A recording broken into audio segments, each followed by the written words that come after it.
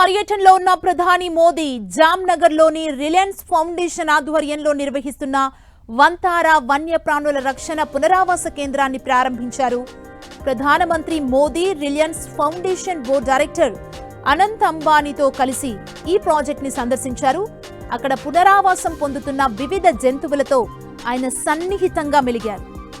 3000 ఎకరాల విస్తీర్ణంలో వన్యప్రాణుల రక్షణ పునరావాస కేంద్రాన్ని ఏర్పాటు చేశారు. ఇందులో 43 జాతులకు చెందిన 2000కు పైగా జంతువులున్నాయి.